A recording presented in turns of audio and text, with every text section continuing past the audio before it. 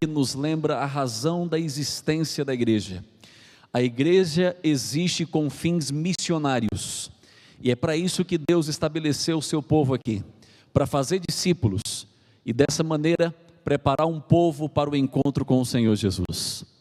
Eu quero perguntar essa manhã, estarem na casa do Senhor essa manhã, digam amém.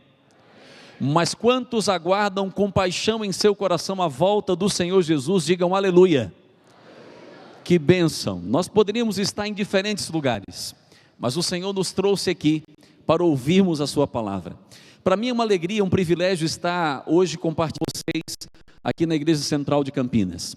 Uma alegria rever aqui o pastor Alexandre, um conhecido, fomos contemporâneos quando fizemos o teológico, e está também junto com o pastor Edmilson, que é um companheiro também, e um missionário, aquele que mobiliza a igreja aqui na União.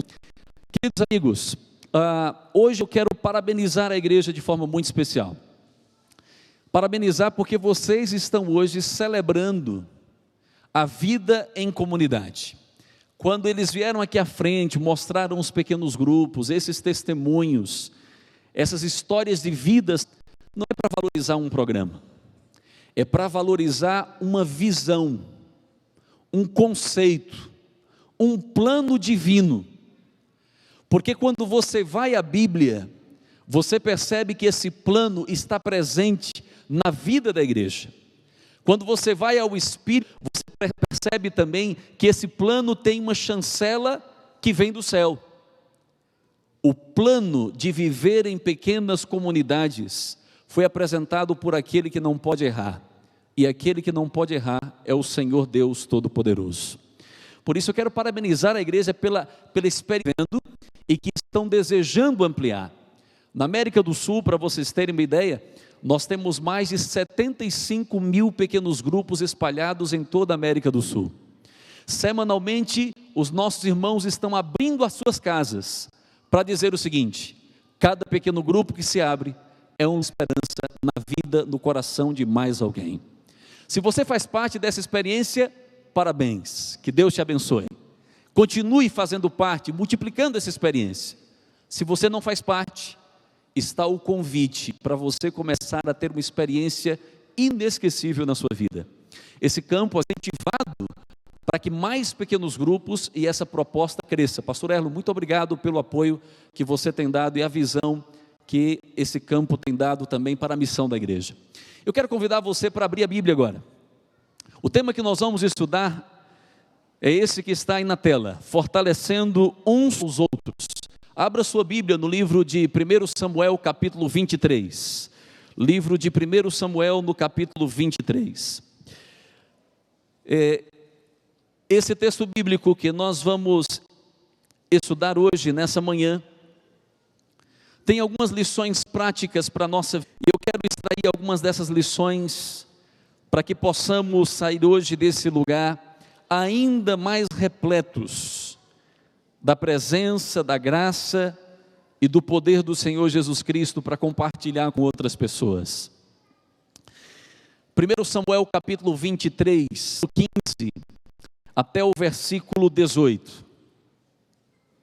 Se você está próximo de alguém que está nos visitando e não tem a Bíblia, ou tem dificuldade de abrir a Bíblia, ajude essa pessoa a encontrar o texto bíblico, por favor. 1 Samuel capítulo 23, do 15 até o 18. Quando Davi estava em Oreza, no deserto de Zife, algumas versões dizem no bosque, no deserto de Zife, soube que Saul tinha saído para matá-lo. Jonatas foi falar com ele em Oreza, ou no bosque, no deserto de Zife, e o ajudou a encontrar forças em Deus. Outras versões dizem, e o ajudou fortalecendo a sua mão em Deus. Verso ele disse assim: não tenha medo, disse ele, meu pai não porá as mãos em você. Você será rei de Israel, e eu lhe serei o segundo em comando. Até meu pai sabe disso. E em um momento eu diria para vocês, dramático na vida de Davi. Este texto bíblico ocorre depois que Davi, ele consegue destruir o gigante Golias, matar o gigante Golias. Davi então é aclamado, ele cai de Saul, ele vem para o palácio.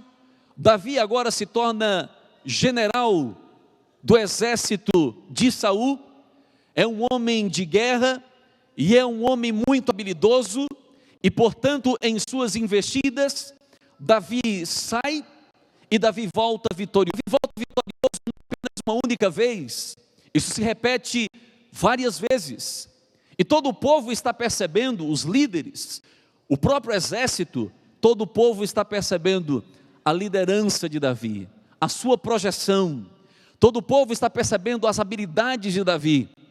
Davi começa agora a receber da parte de Saul uma desconfiança. Esse texto bíblico ocorre em um momento em que as coisas mudam completamente, porque Davi sai do palácio, e o texto bíblico diz que Davi vai para o palácio ao deserto. O que está acontecendo aqui? Davi está indo para o deserto de Zif. Esse deserto ficava a 50 quilômetros ao sul de Jerusalém. Por que Davi está indo para o deserto?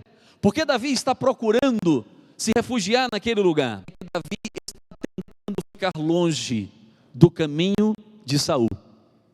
Saul é o rei de Israel, e Saul quer matar a Davi, e está procurando Davi por todos os lugares, de todas as maneiras, porque Saul vê em Davi um homem matar Davi, porque ele pensa que Davi é um rival perigoso para o seu trono.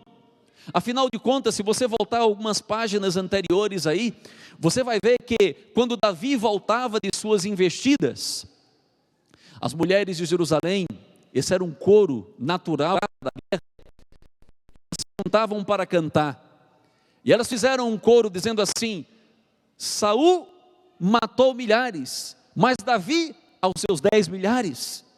Então elas começavam a cantar e começavam a colocar a Davi em uma posição mais exaltada.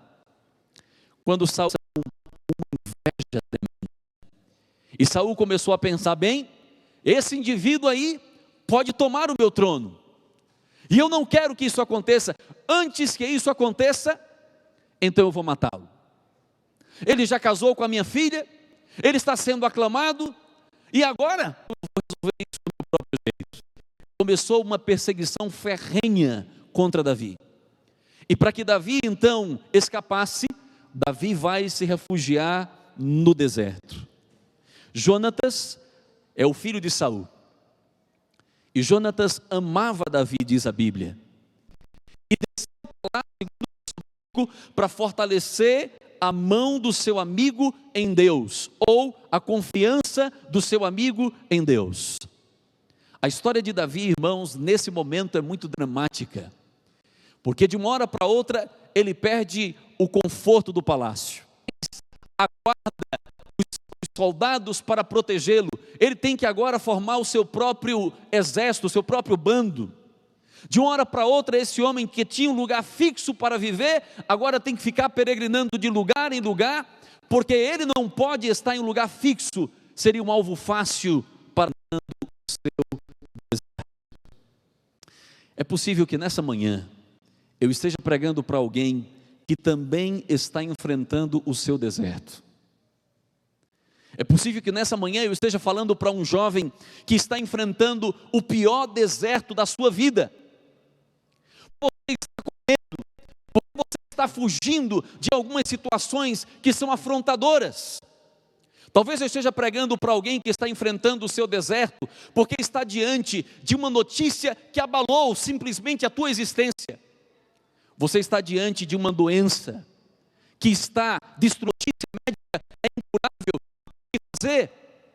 Talvez eu esteja pregando para alguém que está enfrentando o seu deserto, porque está a ponto de separar-se do seu esposo, da sua esposa, ou porque tem um filho que está marchando para a delinquência, e você não sabe como lidar mais com esse filho. Você já tentou de tudo, já levou até tratamento, psicólogo e não teve jeito. É o seu deserto. E o que fazer, irmãos, quando nós estamos enfrentando o nosso deserto? Como lidar com o deserto?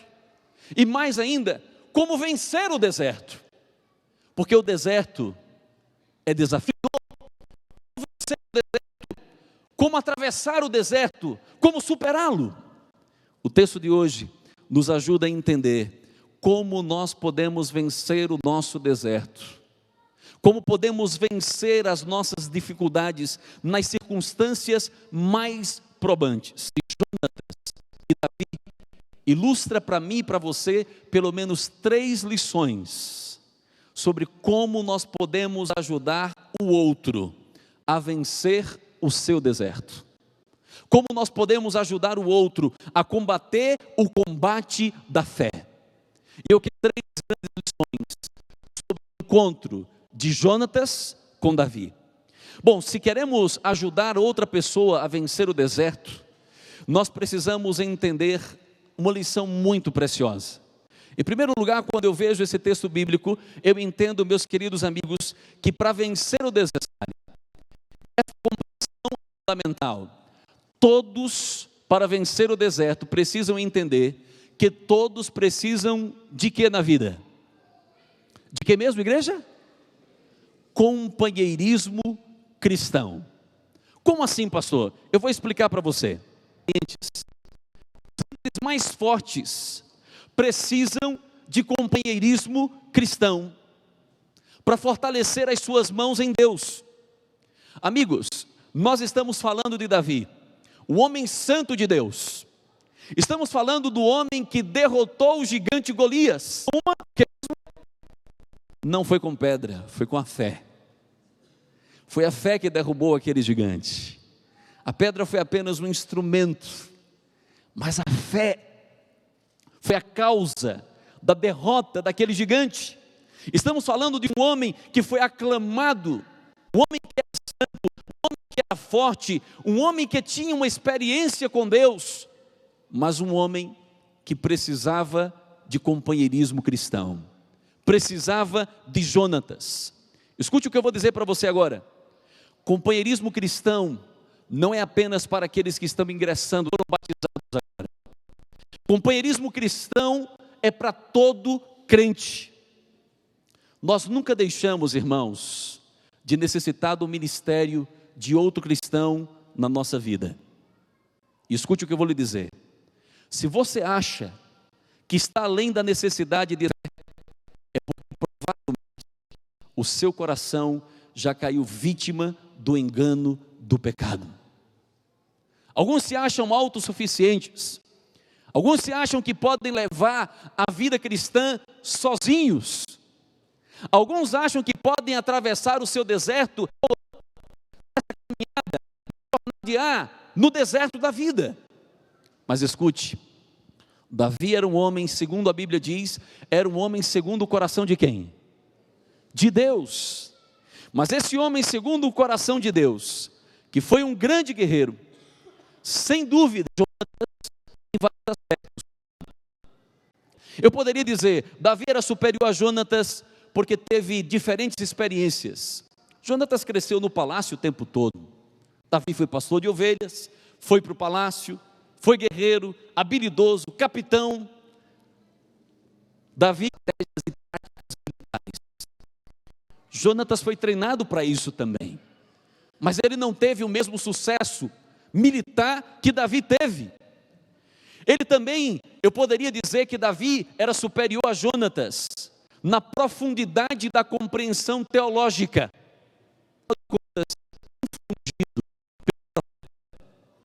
O próprio Davi. Então estamos falando de alguém que, olhando de uma maneira geral, você chega a uma conclusão: Davi é superior a Jonatas em vários aspectos. Mas escute o que eu vou dizer. Apesar de ser superior, o versículo 16 diz que Jonatas foi para confortar o seu amigo, a mão do seu amigo em Deus. Escute, nunca pense que você é tão forte que não precisa ser fortalecido. Nunca forte, não precisa ser fortalecido. E também nunca pense que alguém está tão acima de você que você não pode ser um instrumento de Deus para dar força a outra pessoa. Jonatas foi ao deserto para fazer uma coisa, e sabe qual foi? Ânimo e encorajamento. Todos precisam de pastoreio. Escute isso. Todos precisam de pastoreio. Como assim? Por que todos precisam de pastoreio? Eu quero apresentar para você 3 razões porque todos precisam de pastoreio. Primeira, porque aprendemos com os outros. Eu aprendo com o que é mais forte, aprendo também com o que é mais frágil, com o que é mais fraco. Eu preciso do outro, o outro precisa de mim. É por isso que quando você vai à Bíblia, você encontra quantos grandes mandamentos? Quantos? Não. A Bíblia fala de muito mais. São 10 mandamentos da lei moral de Deus. Mas quando você vai examinando as Escrituras, você encontra muito mais de mandamentos recíprocos. Quais são os mandamentos recíprocos? Você os conhece. São aqueles mandamentos que nós conhecemos geralmente como uns aos outros. Amai-vos uns, sede cordiais uns com, sede são pelo menos 52 mandamentos recíprocos que estão ali na Bíblia. E são mandamentos, e se são mandamentos, devem ser o que mesmo? Os mandamentos existem para o quê? Para serem observados, os recíprocos, sem o outro. Como eu vou amar se eu não me reporto ao outro? Se eu não tenho o outro como referência? Como eu vou perdoar se não existe o outro na minha vida? Eu preciso, para atravessar o deserto, todos precisam de companheirismo cristão.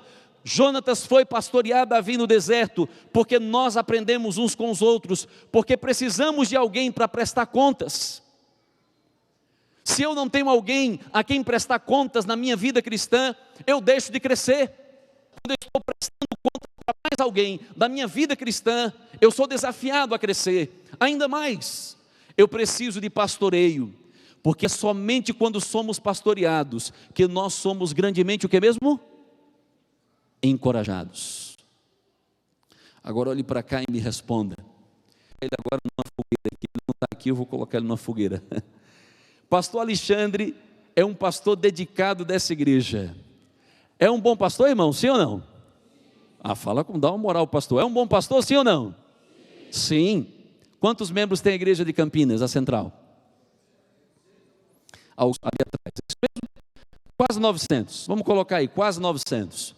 E é um bom pastor, o pastor Alexandre. Pergunto, dá para ele sozinho pastorear 900 pessoas? Dá? Dá, por melhor que seja. Acompanhar de uma maneira. Por isso, irmãos, que nós precisamos de companheirismo cristão para atravessar o deserto. Não podemos, queridos, viver sem o outro, e não podemos depender, amigos, de uma única pessoa para pastorear um rebanho de 900 pessoas. Precisamos mais do que isso. Jonatas está ensinando, ele vai ao deserto, ele se encontra com Davi, e ele vai ali para mostrar uma coisa necessária, importante. A lição que nós podemos destacar, irmãos, é que eu e você nunca podemos atravessaremos o nosso deserto sozinhos. Os maiores modelos e líderes da Bíblia, maiores modelos fortes na Bíblia, precisaram de companheirismo cristão para fortalecer a sua confiança em Deus. Primeira coisa necessária para atravessar o deserto, nós, olha para a pessoa que está do seu lado e diga assim: nós precisamos de companheirismo cristão. Fala isso para a pessoa que está do teu lado. Nós precisamos de companheirismo cristão. Agora, há uma segunda coisa, irmãos, que me impressiona nesse texto. Davi estava no deserto, a ponto de desistir. Por que isso está acontecendo comigo? Veio Jonatas para pastoreá-lo. E aí vem a segunda coisa, nesse processo de ajudar o outro a atravessar o deserto, qual foi a segunda coisa necessária? Olha qual foi a segunda coisa necessária, irmãos. A segunda, para a gente poder ajudar alguém a atravessar o deserto, é preciso haver o que mesmo? Um esforço, o que mesmo? Olha lá, esforço consciente. Pastor Everon, o que você quer dizer com esforço consciente? Esta é a segunda lição, a mão de alguém em Deus. E como assim? Pensem comigo no verso 16 agora, volte comigo aí, 1 Samuel 23, 16. E no verso 16 nós encontramos o seguinte: e Jonatas, filho de Saul, foi falar em Oreza, no bosque, no deserto de Zife, e o ajudou. Olha para cá. Quando Jonatas foi lá no deserto, escuta bem isso.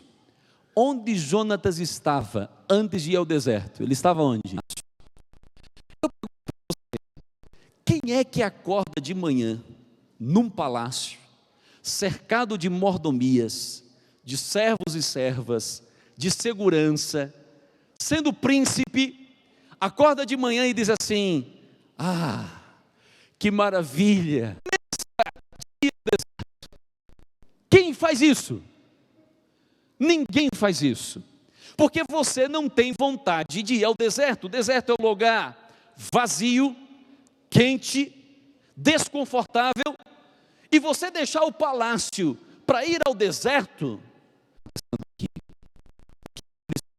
para mim e para você, o que a Bíblia está dizendo aqui, é que houve da parte de Jonatas, um esforço intencional.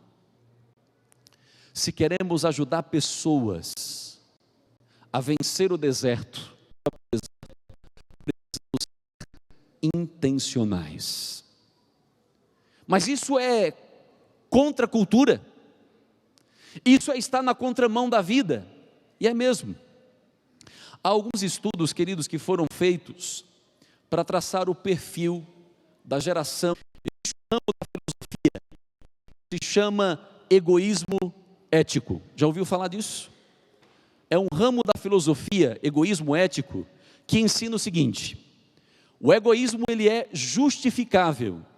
Esse ramo diz assim: cada pessoa deve exercer o interesse dos outros, a não ser que o interesse dos outros contribua para os seus próprios interesses. Isso é egoísmo ético.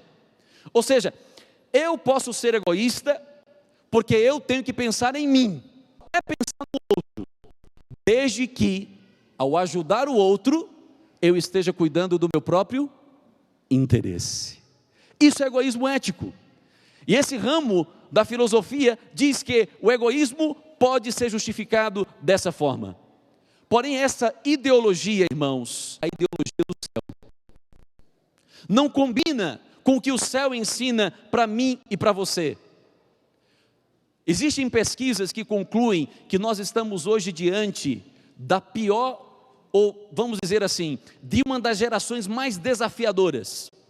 Alguns chamam a geração de hoje, há uma doutora chamada Jean Twenge, que ela escreveu, estudou vários anos sobre geração narcisista, e ela diz que a tendência social do homem hoje, da nova geração hoje é a seguinte: ela estudou e escreveu 2 livros, eles estão aí na tela.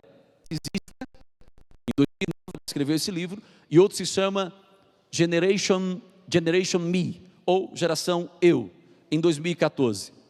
A conclusão é a seguinte: a nova geração foi ensinada consistentemente a colocar suas necessidades em primeiro lugar, e se concentrar em qualquer coisa, eu em primeiro lugar, eu na frente, geração eu. Que diferença, irmãos, com a atitude de Jonatas. Jonatas não está pensando em suas necessidades, ele não está pensando que as pessoas vão falar dele se ele sair do palácio. Ele não está pensando no conforto que ele vai ter que deixar para encontrar o seu amigo no deserto. Não, Jonatas tem claro qual é a sua missão. Ele está demonstrando, queridos, a marca da maturidade cristã. Sabe, é construída quando você e eu deixamos de pensar apenas em nós mesmos e passamos a entender que a nossa vida tem que ser uma vida de serviço em prol daqueles que estão ao nosso redor. Isso é maturidade cristã. Quando Jesus esteve na hora da morte, quando pregaram na cruz, Jesus pensou em abençoar aquele ladrão que estava pendurado ao seu lado. E Jesus, olhando para os seus algozes, ainda disse: Pai, perdoa-lhes, porque não sabem em Jesus. Não há narcisismo em Jesus, o amor a si próprio. Queridos, é verdade que nós precisamos amar a nós mesmos, sim, mas é verdade também, amigos, que isso não pode estar acima dos valores do reino celestial. E quando nós e a expressamos de maneira verdadeira, quando nós pensamos em transformar a vida do próximo. E Jonatas, queridos, está mostrando para mim e para você aqui, que a luta do meu próximo também pode ser a minha luta. E é por isso que eu quero perguntar hoje nessa manhã: a mão de quem você vai fortalecer em Deus hoje?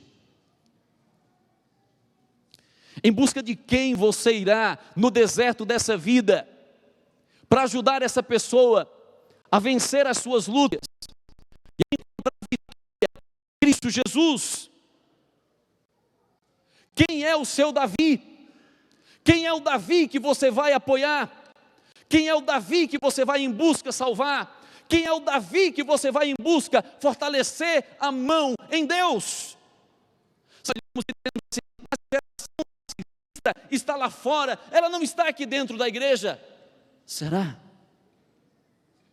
Eu fico pensando que às vezes, irmãos, nós temos um pouco disso, porque nós estamos vindo para a igreja, consumindo bom alimentação espiritual, mas nós não estamos fortalecendo a mão de um Davi em Deus, vivendo um cristianismo narcisista. Não estamos ajudando outros a cruzar o deserto. E o chamado de Deus é: vá ao deserto intencionalmente e fortaleça a mão de alguém em Cristo Jesus. A mão de quem você vai fortalecer? Essa é a segunda lição. Se queremos de fato ajudar outras pessoas, e precisamos ter. Primeira coisa, todos precisam de companheirismo cristão. Segunda coisa, precisamos fazer isso com intencionalidade, é um esforço consciente. Terceira coisa que ajudou então Davi a cruzar o seu deserto, nesse encontro com Jonatas, a terceira coisa sobre nós vamos fechar com isso. No verso 16, Jonatas, filho de Saul, se levantou, saiu do seu palácio, foi ao deserto. Agora veja aí no verso 16, quando ele encontrou Davi lá no bosque, lá no deserto, o texto bíblico diz assim: há forças em Deus. 7. Como é que ele ajudou? Não tenha medo, disse ele, meu pai não porá as mãos em você, você será rei de Israel, e eu lhe serei o segundo em comando, até meu pai sabe o que mesmo? Disso. A terceira lição pessoas a cruzar o deserto é que nós precisamos fortalecer o outro, mas fortalecer o outro em quem? Em quem? Em Deus. Veja o que Jonatas fez. O texto bíblico diz então que Jonatas foi lá, contando com Davi, ele não foi lá para fortalecer a autoconfiança de Davi em si próprio, não foi. Ele não foi lá, irmãos, simplesmente para dizer assim a Davi: ei Davi, levanta a cabeça, é hora de você olhar as suas habilidades, olhe para o seu histórico militar, olhe para a sua inteligência, olhe para dentro de você mesmo. Não, ele não fez isso. O texto bíblico diz, irmãos, que Jonatas foi lá para fortalecer as mãos do seu amigo em Deus, e faz a diferença. Essa é a diferença, irmãos, entre o companheirismo cristão e todos os outros grupos de apoio, de terapia e autoajuda que existem por aí. A questão do companheirismo cristão é apontar para Cristo, não para o próprio homem, para obter a justiça que fazer. Foi lá para que o seu amigo encontrasse forças em Deus. Como é que ele ajudou o seu amigo a encontrar forças em Deus? O verso 17 deixa claro. Jonatas disse assim: Davi, lembre-se da promessa que foi feita. Ele disse: Davi, não tema, você vai ser o rei e eu vou ser o segundo, e não tem nenhum problema com isso de eu ser o segundo, está no segundo lugar. Veja, amigos, de uma maneira natural é assim: Jonatas é o príncipe, logo ele será o rei. Totalmente contrário, ele está dizendo assim: Davi, você vai ser o primeiro, eu vou ser o segundo, e não tem nenhum problema com isso, nem meu pai vai poder impedir isso, todo mundo sabe disso, ele mesmo sabe, você vai ser rei.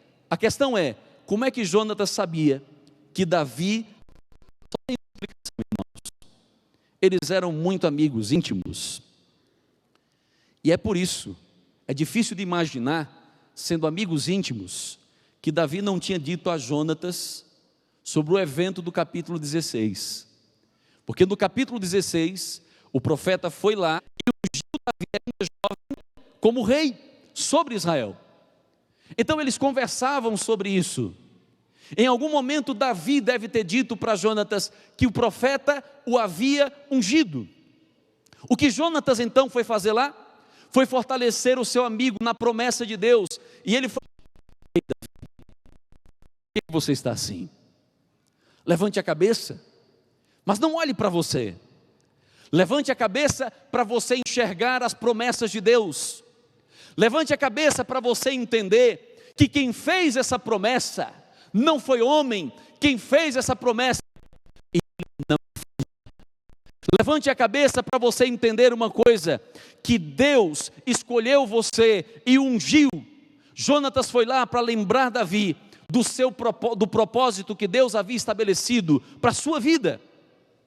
E é assim que nós fortalecemos o outro em Deus, lembrando ao outro sobre as promessas de Deus, que são especialmente adequadas para cada uma de nossas necessidades. Qual é a sua necessidade aqui hoje, nessa manhã?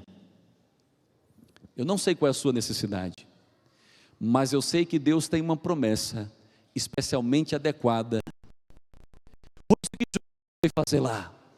Jonatas foi dizer para Davi: Deus fez uma promessa para você, não desanime, a promessa que Ele fez, Ele cumprirá.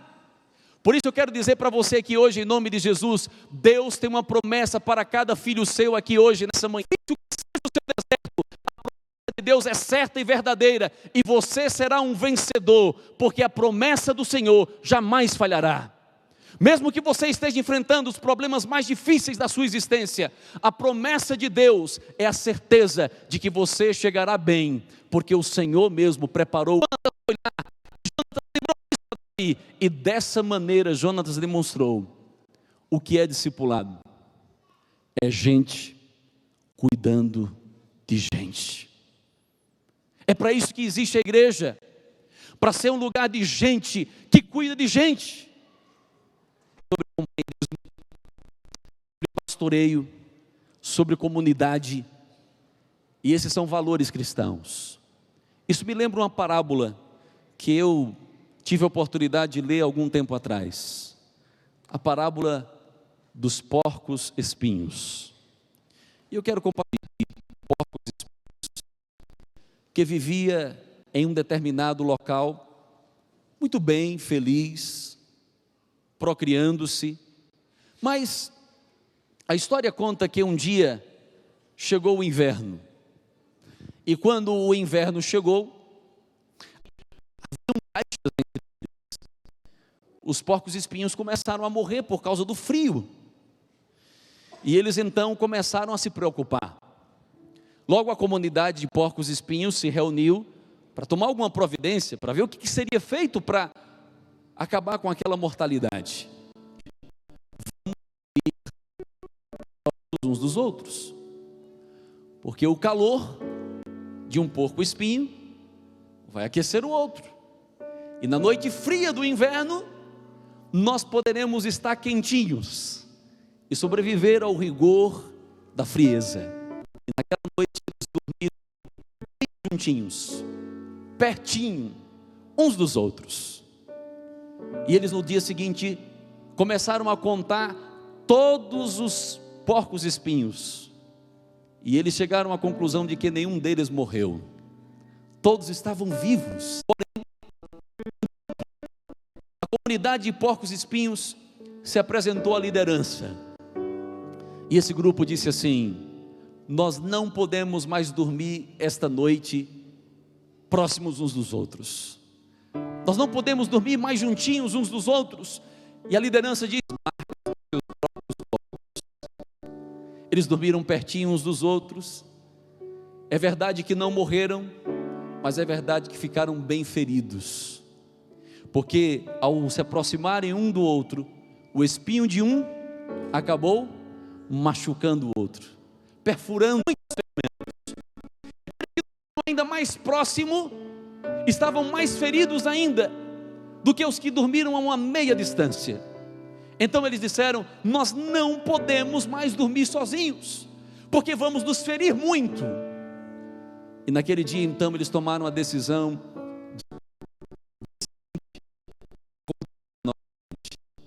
e quando fizeram uma contagem, haviam vários porcos espinhos que morreram naquela noite. Eles tinham que tomar uma decisão: ou dormiriam juntos e se manteriam vivos, porcos espinhos. Reuniram-se e chegaram a uma única conclusão: queremos manter a comunidade viva, mesmo que para isso seja necessário suportar as feridas uns dos outros. Igreja não é um lugar para a gente apenas se congregar. Igreja não é um edifício. Igreja não são as quatro paredes. Igreja é o povo de Deus unido, entendendo o propósito de Deus nas vidas. Igreja é um lugar onde gente cuida de gente. Igreja é um lugar onde gente salva gente. Igreja é um lugar onde nós nos pastoreamos. Igreja é o lugar em que a gente junto ajuda o outro a vencer problemas. Isso não quer dizer que não teremos feridas. Isso não quer dizer, amigos, que não iremos experimentar alguns ferimentos graves. Mas isso quer dizer que apesar dos ferimentos, se realmente vivermos em comunidade, viveremos preparando para a breve volta do Senhor Jesus. Nesta manhã, o chamado de Deus para a sua igreja é: viva em comunidade. Vai ter ferimentos? Vai, mas não podemos, uma vez a cada dia, voltando de um culto, voltando para as nossas casas e vivendo independentes uns dos outros, sem nos importarmos uns com os outros. Precisamos mais do que um culto semanal, precisamos ter vida em comunidade, em que nós nos importamos uns com os outros, deixamos a nossa comunidade. Você quer viver isso em nome de Jesus? Você gostaria que a sua igreja fosse uma igreja em que as pessoas cuidam mais umas das outras? Você gostaria que a sua igreja, a experiência que vocês viram aqui, desse na sua vida, em nome de Jesus? Amém? Eu quero dar uma última notícia. Essa igreja está marchando para isso, e o pastor Alexandre está trabalhando e orando por isso. Ore, para você também fortalecer os braços do seu pastor. Jonatas, nessa história, é um tipo do Senhor Jesus Cristo. Porque Jonatas, amigos, representa o que Cristo representa. O Senhor Jesus deixou o palácio lá no céu. O Senhor Jesus, para ajudar a mim e a você, os Davis do século 21, perdidos no meio do seu deserto, necessitando serem fortalecidos, e ele deixou tudo, veio a esse deserto, para pegar na minha mão e na sua, não desista, porque eu estou com vocês todos os dias, até a consumação dos séculos. O nosso Jonatas Jesus Cristo está aqui hoje para fortalecer. O nosso Jonatas está aqui. Você quer aceitar o conforto, o pastoreio, o encorajamento que o Jonatas Jesus Cristo tem para dar para mim e para você? Se você gostaria de dizer hoje nessa manhã: Senhor Jesus, seja o meu. Eu sei que o Senhor fez isso de maneira intencional, não foi por acaso. Intencionalmente o Senhor disse: eu vou descer, eu vou me encarnar, eu vou me tornar um deles. E é por isso que hoje eu tenho uma chance de continuar com ele. Quantos querem dizer hoje nessa manhã: Jesus Cristo, seja o meu Jonatas e me ajude a atravessar o meu deserto? Levante sua mão em nome de Jesus. Fique em pé em nome de Jesus se você quer dizer isso para Deus. Louvado seja Deus.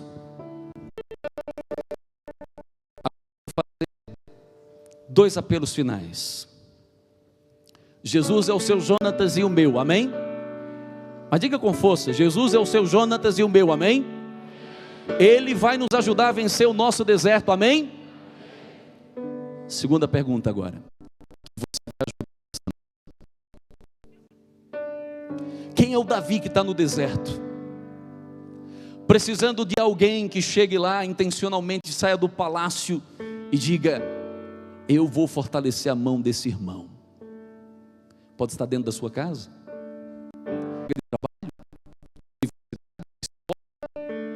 quem é o Davi que está precisando de um Jonatas da vida? Você pode ser um Jonatas para um Davi. E eu louvo a Deus, porque você está aqui hoje, nessa manhã, para ouvir essa mensagem. Eu pergunto: você, enfim, que está precisando atravessar o deserto, e você pode pastoreá-lo, sendo um Jonatas para ele, levando para o teu pequeno grupo, quem sabe você pode ser um Jonatas formando um pequeno grupo na sua casa. Um Davi que está lá no deserto, precisando de um Jonatas. Levante a mão. Você tem essa pessoa? Levante a mão. Então eu vou te dar um desafio. Essa semana você vai pastorear essa pessoa no deserto onde ela está. Deus pode contar com você.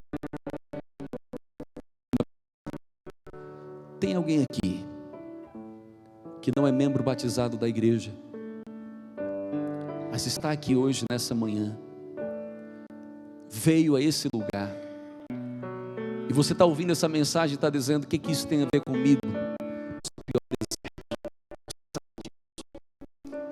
As suas lágrimas, as suas dores, as suas angústias, e você está olhando para esse povo que está aqui, e você está ouvindo essa mensagem, há um clamor no seu coração, e o Senhor Jesus está dizendo: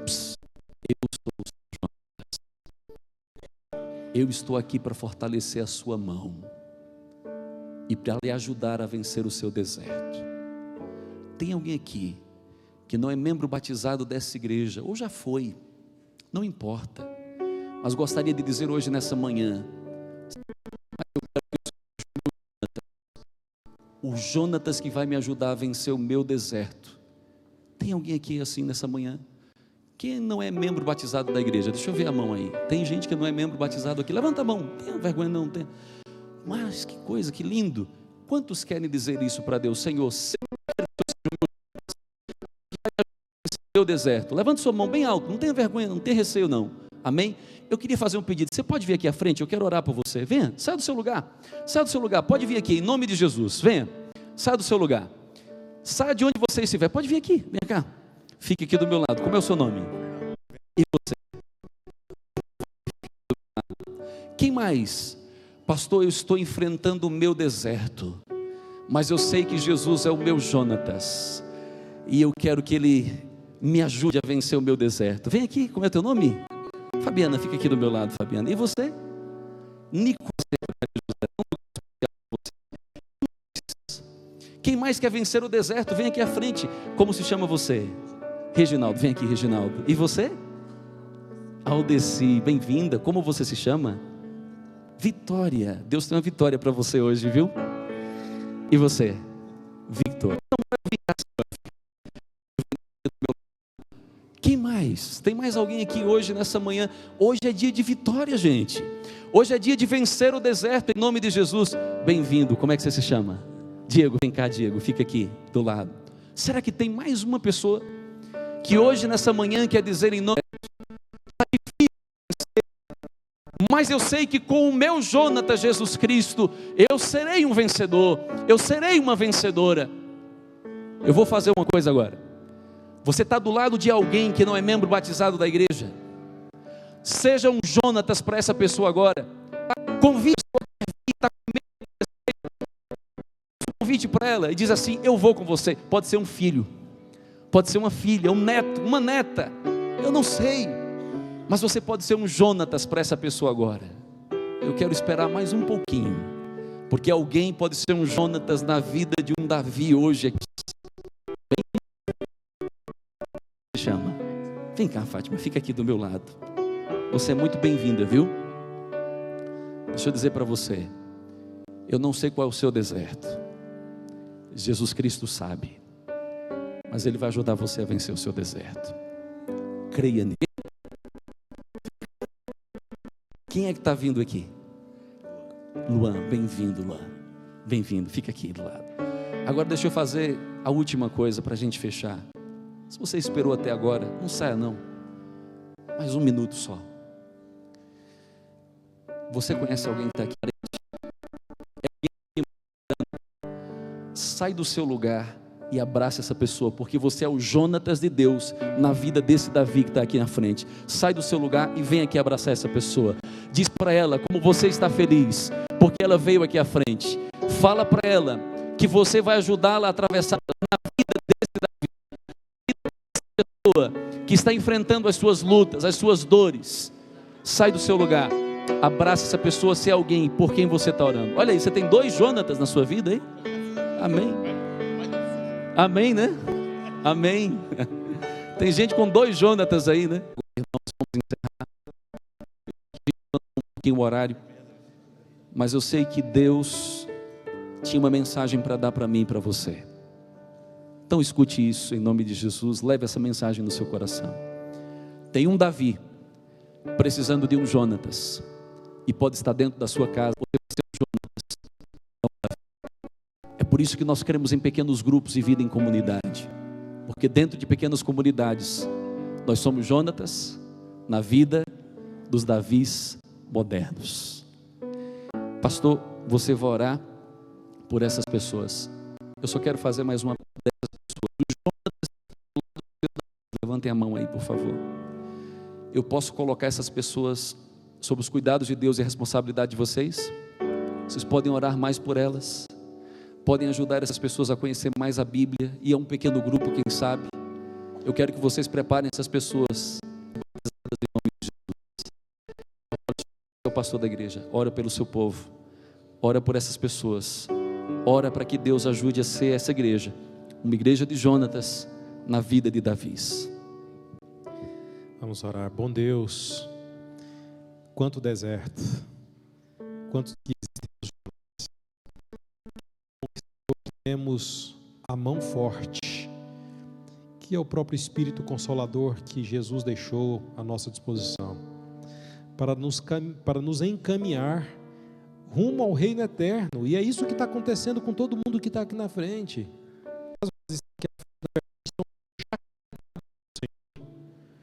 Não é por acaso, Senhor, que temos os polos de aquecimento chamados pequenos grupos.